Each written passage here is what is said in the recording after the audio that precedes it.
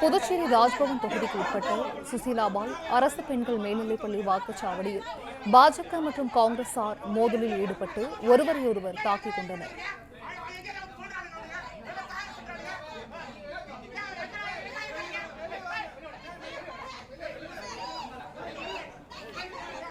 புதுச்சேரி ராஜ்பவன் தொகுதிக்கு உட்பட்ட சுசீலாபாய் அரசு பெண்கள் மேல்நிலைப்பள்ளி வாக்குச்சாவடியில் பாஜக மற்றும் காங்கிரசார் மோதலில் ஈடுபட்டு ஒருவரையொருவர் தாக்கிக் கொண்டனர். கூடுதல் விவரங்களை செய்தியாளர் சண்முகம் வழங்க கேட்கலாம். சண்முகம், வணக்கம். இது குறித்த விவரங்கள். மக்களவைத் தேர்தல் தொடங்கி காலை 7 மணிக்கு தொடங்கி நடைபெற்று வருகிறது. தமிழகம் மற்றும் புதுச்சேரி 40 தொகுதிகளும் இந்த காலை 7 மணிக்கு தொடங்கி பொதுமக்கள் வரிசையில் நின்று வாக்களித்து வருகின்றனர்.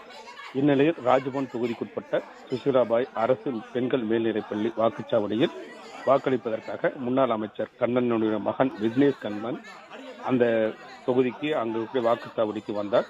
அப்போது காங்கிரஸ் கட்சிக்கு ஆதரவு தெரிவிக்கும் வகையில் அவர் காங்கிரஸ் துண்டு போட்டிருந்ததாக கூறப்படுகிறது.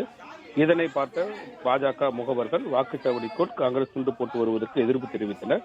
ஆனாலும் அவர் அதேபோல் வந்ததால் அங்கிருந்தவர்களுக்கிடையே வாக்குவாதம் ஏற்பட்டு இரு தரப்பினிடையே கைகலப்பு ஏற்பட்டது.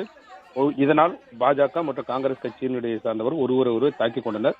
சற்று நேரம் அந்த பகுதியில் பரபரப்பு ஏற்பட்டது. காவல்துறை தடுக்க என்றும் அவர்களுக்குள்ள தாக்குதல் ஏற்படுத்தினர். தொடர்ந்து அங்கிருந்த போலீசார் ஒன்று கூடி அவர்களை அங்கிருந்து அப்புறப்படுத்தினர்.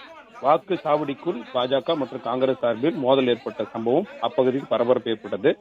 தொடர்ந்து போலீசார் வந்து அவர்களை அங்கிருந்து அப்புறப்படுத்தினர்.